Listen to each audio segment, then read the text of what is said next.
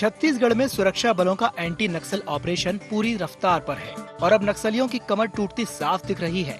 सोमवार को नारायणपुर में जो हुआ वो इसी बदले हुए मंजर की सबसे बड़ी तस्वीर है, जिसमें 1-1 करोड़ के इनामी 2 बड़े नक्सली लीडर्स को जवानों ने ढेर कर दिया। अब दावा है कि गिने चुने ही सीसी मेंबर बचे हैं और अगला टारगेट भी तय है, जिसमें 31 मार्च 2026 तक पूरा छत्तीसगढ़ नक्सल मुक्त होगा। जवानों की इस कार्रवाई ने नक्सलियों को इतना हताश कर दिया है कि अब उनकी आपसी फूट खुलकर सामने आने लगी है। कभी लेटर वायरल कर सरेंडर की मंशा जताते हैं तो कभी उसी को निजी राय बताकर यू टर्न ले लेते हैं। नक्सलियों के बीच आपसी फूट। नारायणपुर में माओवादी संगठन के 2 सदस्य ढेर, 1-1 करोड़ के इनामी रामचंद्र रेड्डी और सत्यनारायण रेड्डी ढेर। जवानों के एक्शन से नक्सलियों की बौखलाहट। पहले लेटर वायरल कर सरेंडर की बात, अब उसे बताया गया निजी बयान। नक्सलवाद खात्मे को लेकर फिर गरमाई सियासत। एक तरफ जवानों का एक्शन जारी है तो दूसरी ओर सियासी बयानबाजी। इसी मसले पर सियासत अब मानसिकता पर ही सवाल उठा रही है। पूर्व सीएम भूपेश बघेल ने गृह मंत्री विजय शर्मा की मानसिकता को अस्थिर बताया तो डिप्टी सीएम ने भी पलटवार किया। गृह मंत्री है वो अस्थिर मानसिकता के। जब गृह मंत्री बने तो मुझे टेलीफोन से बात कर सकते हैं, हम समझौता वार्ता के लिए तैयार हैं, फिर बोलते तैयार नहीं है, फिर और कुछ बोलते हैं, तो हर बार उसके बयान बदल जाते। तो अस्थिर मानसिकता के व्यक्ति हैं, उसके बारे में क्या बोलोगे आप? मेरी मानसिक स्थिति बिल्कुल इस बात पर स्थिर है कि बस्तर के कोने कोने तक भारत का संविधान लागू होना ही चाहिए और बस्तर के गांव के विकास के मार्ग पर बिछे आईडी को हटना ही चाहिए। हमने कहा था कि फोन पर वीडियो कॉल पर भी बात कर लेंगे, इसमें उनकी सहमति आई। मेरे को लेकर क्या करते हैं वो अलग मामला है, नक्सलिज्म के संदर्भ में उनकी क्या सोच है ये समझने वाली बात है। क्यों नहीं चाहते कि नक्सलिज्म समाप्त होना चाहिए, क्यों नहीं चाहते कि बस्तर से ये अशांति समाप्त होनी चाहिए। नक्सलिज्म, सशस्त्र नक्सलिज्म विष्णुदेव जी की सरकार में केंद्रीय गृह मंत्री जी अमित शाह जी के नेतृत्व में समाप्त होने वाला है, ये वो ध्यान रखें। कुल मिलाकर छत्तीसगढ़ में नक्सलवाद खात्मे के टारगेट के साथ एक्शन जारी है। हाल ही में वायरल हुए अलग अलग मंशा के लेटर से ये भी साफ हो रहा है कि नक्सली नेटवर्क की रीढ़ हिल चुकी है। लेकिन संगठन के अंदर की घमासान अब नक्सलियों के सरेंडर को भी शक के घेरे में डाल रही है। बहरहाल 31 मार्च 2026 का इंतजार है, जिस दिन नक्सलवाद का आखिरी पन्ना हमेशा हमेशा के लिए बंद कर दिया जाएगा। रायपुर से अद्वैत नाइक की रिपोर्ट।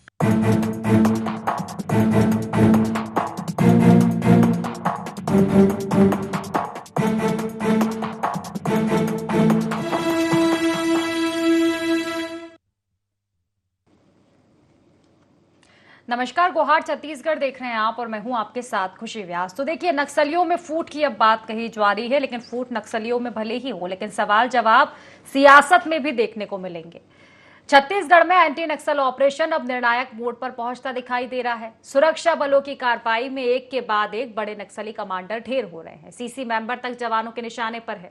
वहीं दूसरी ओर नक्सलियों के भीतर गुटबाजी और मतभेद भी अब खुलकर सामने आ रहा है।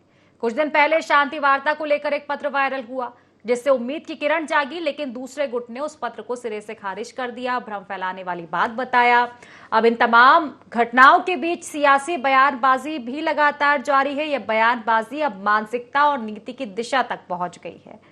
तो क्या सियासत हो रही है, सियासत के क्या मायने हैं, इसी को लेकर आज हम चर्चा करेंगे, लेकिन उससे पहले जान लेते हैं गुहार पॉइंट्स क्या है। नक्सलवाद को लेकर हो रही सियासत के क्या है मायने? छत्तीसगढ़ में क्या वाकई टूट गई नक्सल संगठन की कमर? नक्सलियों के गुटों में बंटने की क्या है वजह? क्या 31 मार्च 2026 का लक्ष्य हो पाएगा पूरा?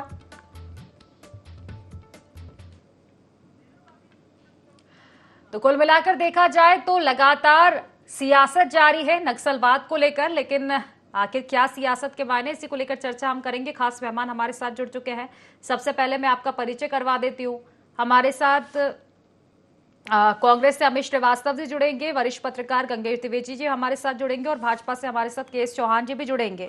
तो तमाम चर्चाओं की ओर रुख देंगे, लेकिन सबसे बड़ी बात है विश्लेषण की, क्योंकि नक्सलवाद को लेकर लगातार जो है नक्सलवाद का खात्मा हमारे जवान करते हुए नजर आ रहे हैं। नक्सलवाद को लेकर सबसे पहले नीति आई, लेकिन इन सबके बीच एक चीज जो बदस्तूर जारी रही वो है सियासत, क्योंकि पहले कांग्रेस ने सवाल उठाए थे बीजेपी के दावे पर, मोदी की गारंटी पर और अमित शाह ने जो दावा किया था उस पर कि नक्सलवाद का खात्मा करने की बीजेपी सिर्फ बातें कर रही है, लेकिन तस्वीरें बदली। बस्तर की भी तस्वीरें बदली, बल्कि छत्तीसगढ़ में जहां भी नक्सल पीड़ित गांव थे उन तमाम तस्वीरें वो बदली हैं। लेकिन फिर भी आखिर सवाल क्यों, इसी को लेकर आज हम चर्चा करेंगे। खास मेहमान हमारे साथ जुड़ चुके हैं। आप तीनों मेहमानों का बहुत बहुत स्वागत है इस खास चर्चा में। सबसे पहले हमारे साथ गंगेश द्विवेदी जी, के.एस. चौहान जी जुड़ चुके हैं। सवाल आप ही से रहेगा गंगेश जी, क्योंकि कोई भी राजनीतिक प्रतिक्रिया लूं, लेकिन उससे पहले नक्सलवाद एक बड़ी चोट रहा है छत्तीसगढ़ के लिए, और ये बहुत पहले से रहा है। छत्तीसगढ़ मैं यह कहूं कि पहले मध्य प्रदेश छत्तीसगढ़ साथ थे, तब भी नक्सल की घटनाएं देखने को मिलती थी, और अब जब अलग हुए तो शायद छत्तीसगढ़ में थोड़ी ज्यादा है। मध्य प्रदेश के सीमांत क्षेत्रों में जो कि छत्तीसगढ़ से लगे हुए हैं, लेकिन छत्तीसगढ़ में लगातार आतंक देखने को मिला है। कई बार दावे भी किए गए, लेकिन इस बार दावों पर कहीं ना कहीं मुहर तो लगी है। नक्सलवाद जिस तरह से खत्म हुआ, और अब यह कहा जा रहा है कि अंतिम सांसें गिन रहा है इस, और सियासत भी जारी है। क्या कहेंगे आप इसको लेकर?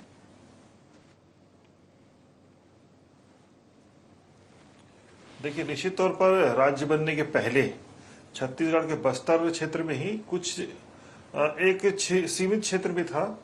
अभी जो बस्तर का स्वरूप है, बस्तर संभाग का, उसमें करीब 11 जिले हैं, और उसमें से जो मेन बस्तर वाला क्षेत्र है वहां नक्सली थे, और वो राज्य बनने के बाद बहुत तेजी से फैले। कहना चाहिए कि पहले जो 15 साल थे राज्य बनने के बाद के, उस दौरान नक्सलिज्म बहुत तेजी से छत्तीसगढ़ में प्रसारित हुआ।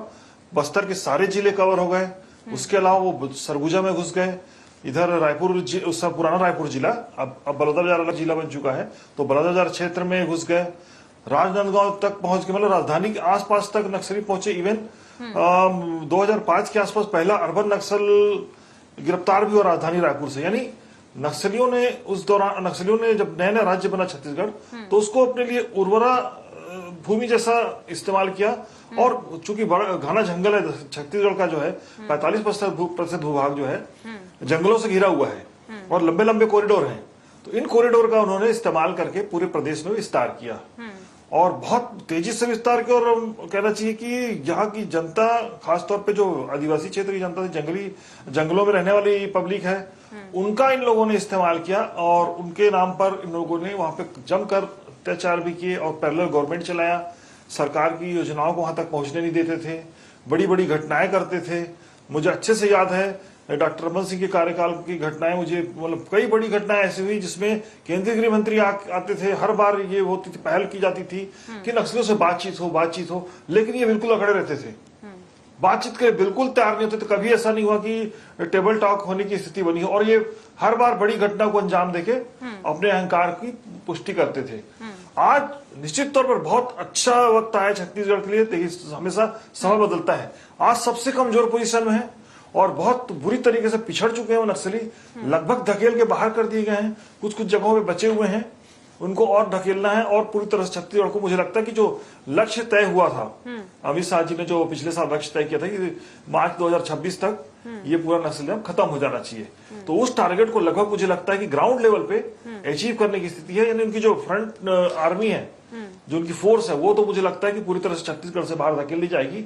लेकिन फिर से मैं एक बार रिपीट करूंगा कि अभी भी थिंक टैंकर्स हैं, जो पॉलिसी मेकर्स हैं, पॉलिसी मेकर जो हमेशा हिडन रहते हैं, जिनकी पॉलिसी से, जिनकी रणनीति को ये फ्रंट आर्मी और उनकी जो फोर्स है वो अप्लाई करती है, वो लोग अभी भी छिपे हुए हैं, बड़े बड़े शहरों में हैं, विदेशों में बैठे हुए हैं। इवन मुझे लगता है छत्तीसगढ़ में भी राजधानी रायपुर में होंगे, कई देशों की राजधानी, प्रदेशों की राजधानियों में है। इनका जो नेटवर्क है, इसको आइडेंटिफाई करके, चूंकि ये लोग ही पॉलिसी बनाते हैं, और अभी विपरीत परिस्थिति लोग चुपचाप बैठे हुए हैं। लेकिन जैसे ही कहीं भी इनको दिखेगा, कमजोर दिखेगी सरकार, कहीं से भी सरकार में कमजोरी दिखेगी, तो ये फिर से सक्रिय होंगे, फिर नए सिरे से संगठन बनाएंगे। तो मुझे लगता है इन लोगों को भी आइडेंटिफाई करके इनको भी पकड़ना बेहद जरूरी है। और बल्कि पिछले नई ये सरकार बनने के बाद, भाजपा की जो नई सरकार बनी है इस बार की, पिछले 1.5 साल से जो कार्रवाई हुई है, इसमें कोई दो मत नहीं है, सरकार ने बहुत जबरदस्त कार्रवाई की है और बहुत पीछे ढकेला है। पड़ोसी राज्यों से जिस तरह से कोऑर्डिनेशन रहा, जिस तरह से केंद्रीय गृह मंत्री का मार्गदर्शन लगातार रहा है, बैठ के लेकर, इंटीग्रेटेड होकर, जिसकी हमें इससे पहले ये इंटीग्रेशन नहीं हो पाता था जी। हमने देखा है कि डॉक्टर रमन सिंह कार्यकाल में राज्यों के बीच तालमेल बैठना बड़ा मुश्किल था। इवन छत्तीसगढ़ में भी जो केंद्रीय फोर्स आती थी उनके बीच और डीआरजी, यहाँ की जो जिला पुलिस बल थी, इनके बीच भी तालमेल का बड़ा अभाव रहता था। वो सारी चीजें मतलब ये बड़े लंबे अंतराल के बाद अब ये दिखता है कि पूरा इंटीग्रेटेड सारी कार्रवाइयां चल रही हैं। बड़े लंबे अंतराल के बाद ये भी एक गंगेश जी के जो दावे किए गए हैं लगभग ढकेल दिए गए हैं। निश्चित ही जो दावे किए गए हैं कहीं ना कहीं उनकी जमीनी हकीकत भी अब देखने को मिल रही है। चौहान जी देखिए, इसमें तो कोई दो राय नहीं है कि नक्सलवाद का खात्मा बड़ी तेजी के साथ हो रहा है, लेकिन अब इसमें क्योंकि कांग्रेस सवाल उठाती आई है, अब फिर से सवाल उठाया है कि क्या इतना फोकस कर लिया है गृह मंत्री जी ने कि अब समझ नहीं पा रहे हैं, कंफ्यूजन की स्थिति हो गई है। क्योंकि उसके पहले जब एक बार सीएम और गृह मंत्री जी के अलग अलग बयान आए थे नक्सलियों को लेकर, तब भी कांग्रेस ने छेड़ा था, और अब ये कहना है कि शांति वार्ता की जो बात कही जाती है उसको हर बार गृह मंत्री जी का अलग अलग रुख नजर आता है। तो क्या कंफ्यूजन कुछ हो रहा है इस मुद्दे को लेकर?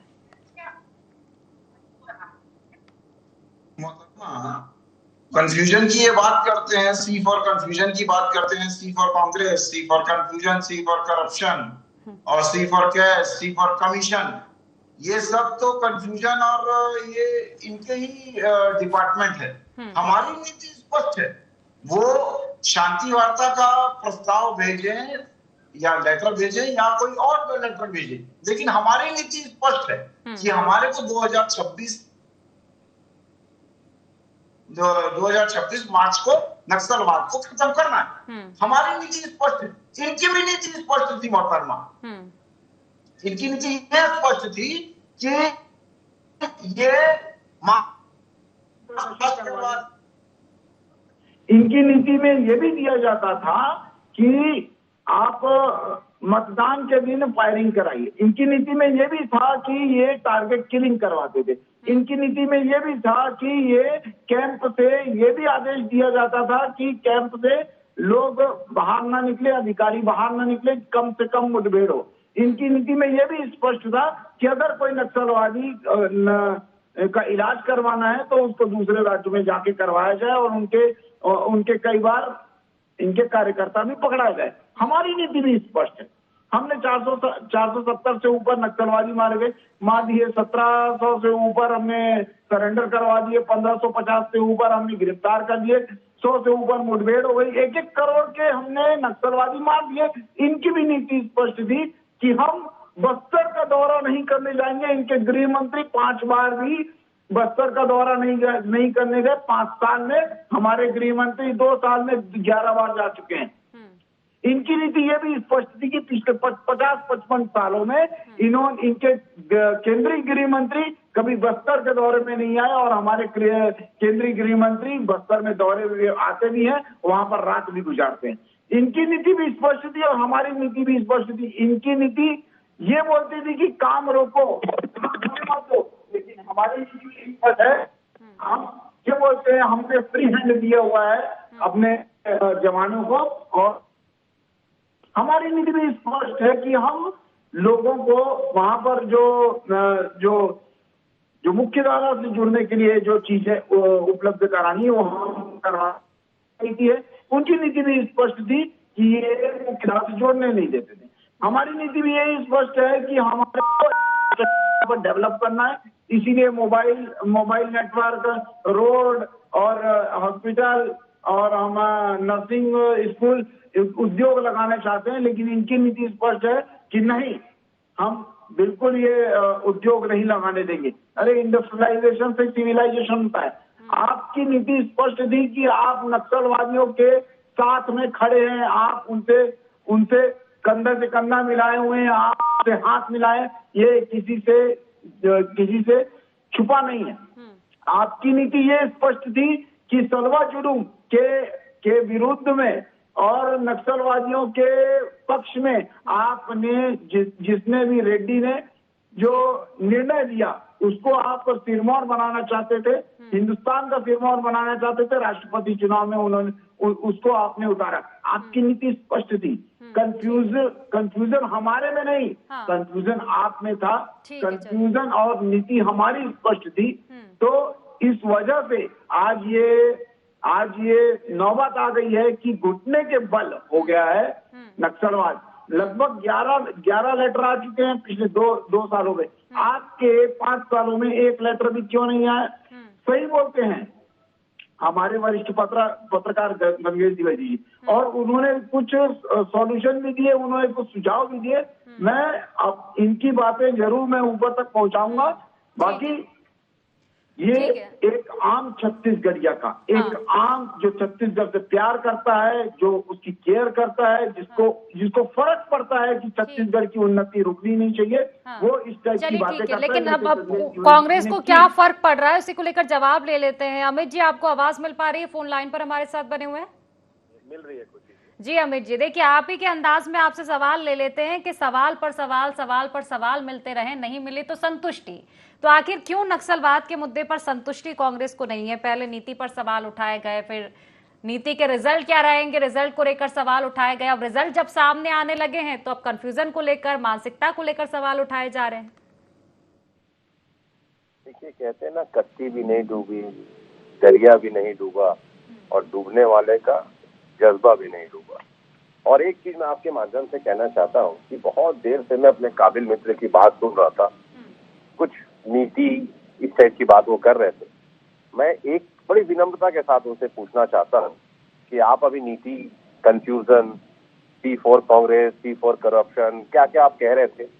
मैं एक प्रश्न करना चाहता हूँ अपने काबिल मित्र से कि आप अपनी एक नीति हमको बता दीजिए कि प्रदेश की जनता को किसके ऊपर और कौन सी नीति पे विश्वास करके चलना है, प्रदेश के गृह मंत्री जी की या मुख्यमंत्री जी की? क्योंकि दोनों का स्टेटमेंट जो आया वो तो अलग अलग आता है। तो जनता जो दिग्भ्रमित होती है, जनता को पता होना चाहिए कि हमको कौन सी नीति में जाना है, which ideology and which concept of Bhajpa is right. हमको पहले ये बता दीजिए, हम उसी पे चलेंगे। बस दूसरा मेरा कोई प्रश्न नहीं है। लेकिन खुशी जी, मैं एक चीज जरूर कहना चाहता हूँ कि आपने शुरू में एक शब्द का प्रयोग किया था कि राजनीति। मैं इस मुद्दे पे और कांग्रेस इस मुद्दे पे कोई भी राजनीति करना नहीं चाहती। लेकिन आप बताइए, जब प्रदेश के गृह मंत्री जी का स्टेटमेंट अलग आएगा, मुख्यमंत्री जी का स्टेटमेंट अलग आएगा, तो हम लोग किस पे विश्वास करें? फिर तीसरा स्टेटमेंट उन नक्सल समर्थन के जो ग्रुप है, एक का लेटर आता है, दूसरा बोलता है उस पे वो लेटर पे विश्वास नहीं करना है। तो आप समझ लीजिए हमारी दुविधा कि हम विश्वास करें भी तो किस पे करें। लेकिन इस चीज को तो एक्सेप्ट करेंगे ना अमित जी कि नक्सलवाद पर कार्रवाई हो रही है और लगभग अब खात्मे की ओर है नक्सलवाद, क्योंकि सवाल तो कांग्रेस की ओर पे इस चीज पर भी उठाए गए थे पहले। देखिए, मैंने कहा ना कि आज जो है हम राजनीति से परे डिस्कशन करना चाहते हैं और सॉल्यूशन निकले ऐसा कुछ काम करना चाहते हैं। तो मैं फिर आपके माध्यम से कहना चाहता हूँ कि इसका सॉल्यूशन निकलना चाहिए, ठीक कोई राजनीति नहीं। ठीक है, सॉल्यूशन ले लेते हैं चौहान जी से। चौहान जी, शर्मा, सॉल्यूशन नहीं, हम इसका एक प्रॉब्लम सॉल्व करेंगे सीधा। हम सॉल्व करेंगे सीधा, हम सॉल्यूशन लेने नहीं आए हैं, ये सीधा सॉल्व करने आए हैं। हम ये प्रॉब्लम खत्म करने आए हैं। एंड होगा और एंड की तारीख भी है। इसी वजह से बस्तर वासियों ने, जहां पर आपकी 12 सीटें थी, वहां पर आपकी 1 या 2 सीटें रह जाती। भारतीय जनता पार्टी को भले वो विधानसभा हो, भले वो लोकसभा हो, आपका लोकसभा में एक सांसद था, उसको भी बस्तर की जनता ने उखाड़ के फेंक दिया। क्यों? क्योंकि आपसे जिस उम्मीद से किए उन्होंने आशीर्वाद दिया था, उस उम्मीदों पे आप खरे नहीं उतरे और उन्होंने समझ गए कि भारतीय जनता पार्टी ही ये सभी चीजों का निदान कर सकती है, इस वजह से दिया और हम उस पर सफल होते हुए दिखाई दे। आज लास्ट आ गया है। आज मेरे को ये बताइए आप, ये जो 1 हफ्ते पहले जिसका लेटर आया था, वो लेटर किसका था? वो कोई अरे गरीब आदमी का नहीं था, वो कोई छोटे से कार्यकर्ता का नहीं था उनके संगठन में। वो 2 नंबर का लीडर था, जो पहले नंबर का मारा गया था और उसके बाद लीडर उसी को बनना था। तो वो 2 नंबर का लीडर था और उस 2 नंबर के लीडर ने, वो यहाँ से निकला हुआ है, वो यहाँ से भाग गया है, वो छत्तीसगढ़ में अभी नहीं है और वो बाहर है। और बाहर से जाकर वो फरार है और उसके बाद उन्होंने लेटर लिखा है, जबकि वो चारों तरफ से घिर चुके हैं। अपने आदमियों को बचाने के लिए, अपने लोगों को बचाने के लिए ये लेटर लिखा गया, लेकिन हमने एक ही नीति स्पष्ट की है कि हम असंवैधानिक काम नहीं करेंगे, गैर कानूनी काम नहीं करेंगे, बंदूक छोड़िए उसके बाद बात करेंगे। हम ये स्पष्ट कर चुके हैं। उसके बाद उसने अपनी वाइफ को, अपनी बीवी को सरेंडर करवाया, सरेंडर भी करवा दिया। उसके बाद अभी जो ये जो लेटर लिखा जा रहा है, जब उसने लेटर लिखा था और लेटर का जवाब आया, लेटर का जवाब हमारे तरफ से गया कि हम उचित कार्रवाई करेंगे, उचित समय आने पे सब तहकीकात करके करेंगे। उस समय से लेकर अभी तक लगभग 250 नक्सलवादी जो हैं वो सरेंडर हो चुके हैं। ये आप देखिए, तो इससे बौखला के हो सकता है कि उन लोग ने फिर से दूसरा लेटर लिखा हो, ये हो सकता है। लेकिन जो उसकी कार्रवाई हो रही थी तो 250, लगभग 250 पिछले हफ्ते सरेंडर किए गए नक्सलवादी। तो ये कार्रवाई को देख के बौखला के इन लोगों ने फिर से लेटर लिख दिया है। लेकिन साम दाम दंड भेद जो भी रास्ता अपनाया जाएगा बस्तर की जनता के लिए, छत्तीसगढ़ की जनता के लिए हम अपनाएंगे और काम करेंगे। और नक्सलवाद को अमित जी के पास लौटूंगी, उसके पहले गंगेश जी से प्रतिक्रिया ले लेती हूँ। गंगेश जी, देखिए बात नक्सलियों से शांति वार्ता की जा रही है और निश्चित तौर पर वो दिन तो बदले हैं, क्योंकि पहले हम देखते थे कि सरकार की ओर से अपील की जाती थी, शांति वार्ता की बात कही जाती थी, लेकिन अब नक्सलियों की साइड से बात कही जा रही, तो कहीं ना कहीं नक्सलियों में बौखलाहट तो है।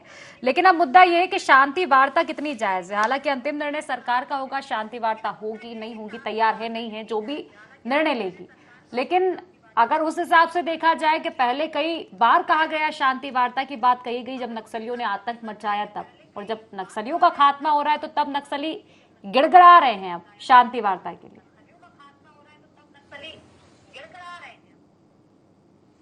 बिल्कुल, देखिए मेरा एकदम स्पष्ट मानना है कि सरकार को अब कोई शांति वार्ता नहीं करना चाहिए। इसके दो मुझे कारण नजर आते हैं। पहला तो ये कि जब लगातार सरकार बात करती थी उनसे, उनको लगातार अपने भाई बताती थी, सारे लोग बोलते थे कि अपने बीच के लोग हैं और आप आइए बैठिए, क्या समस्या है उस पर बात करिए, तो ये बात न करके सरेआम नृशंस हत्याएं करते थे, गोलियां चलाते थे, रक्तपात किया उन्होंने छत्तीसगढ़ में जगह जगह घूम घूम के, और कभी टेबल टॉक करने की कोशिश नहीं की। अब जब चूंकि खुद एकदम बहुत बुरी पोजीशन में है तो और लगातार 10-11 पत्र उनके आ गए, लेकिन उसके बावजूद हर पत्र के कुछ दिन बाद कुछ न कुछ घटनाएं घटती हैं। अभी देखिए रिसेंटली का मैं देख रहा था, जो लास्ट 15 अगस्त के आसपास लिखा हुआ पत्र था, उसका शिक्षा दूतों की हत्या की इन लोगों ने। तो कैसे आप इन पे भरोसा करेंगे? ये एक तरफ से बोलते हैं कि बात करेंगे, दूसरी तरफ से गोली फिर वही घटनाएं फिर करते हैं, तो विश्वसनीय नहीं है।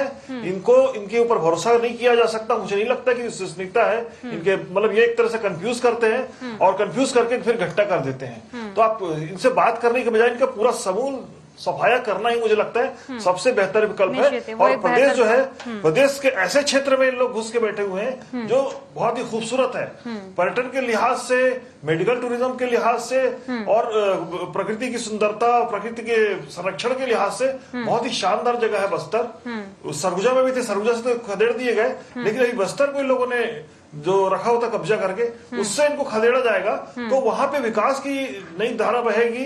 और ये सब निश्चित ही, क्योंकि विकास में सबसे ज्यादा अड़चन नक्सलवाद ही रहा है कहीं ना कहीं बस्तर। जी निश्चित ही, तो ये बहुत जरूरी है कि नक्सलवाद का पूरी तरह खात्मा हो, चाहे रास्ता जो भी अपनाया जाए। अमित जी देखिए, एक बात है कि सूप बोले तो बोले वो छल नहीं किया जिसमें 72 छेद, कुछ यही अंदाज में बोलते हुए नजर आए हैं गृह मंत्री जी भी कि ठीक है नक्सलवाद को लेकर आज आप सवाल खड़े कर रहे हैं जबकि कार्रवाइयां हो रही है, फिर उसका क्या? जो झीरम को लेकर आप बातें करते थे कि हमारी जेब में तो पर्चा है, झीरम के सबूत है, आपकी सरकार निकल गई, तो आखिर आपने क्या किया जो आज सवाल उठाए जा रहे हैं?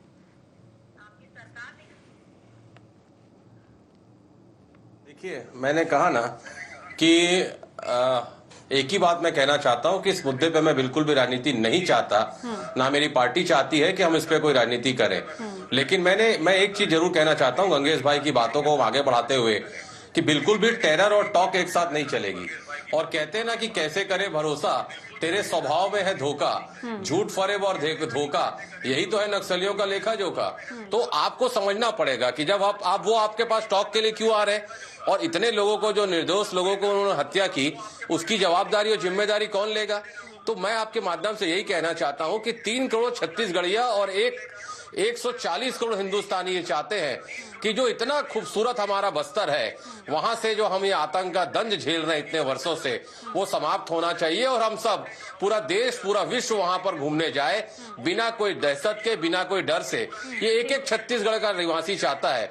और मैं फिर कहना चाहता हूं, मैं बहुत कुछ मेरे पास कहने के लिए है, लेकिन कहते हैं ना कि आज मैं चुप इसीलिए हूं कि कहीं तमाशा ना हो जाए।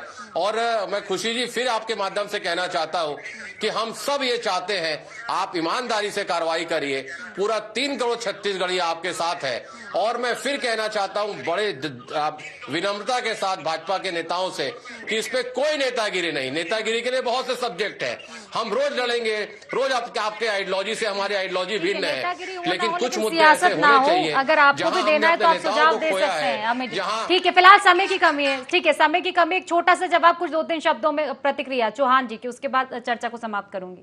चौहान जी। जी बिल्कुल सही बात बोला अमित जी ने भी बहुत अच्छी बात बोली है। हाँ। और हमारे वरिष्ठ पत्रकार गंगेश द्विवेदी ने भी वो बोली है, क्योंकि हम दल से पहले छत्तीसगढ़ियां हैं और छत्तीसगढ़ की भलाई, छत्तीसगढ़ की सुरक्षा हमारे लिए बहुत ज्यादा प्राथमिक विषय है और उसके लिए नक्सलवाद का खत्म होना बहुत ज्यादा जरूरी है।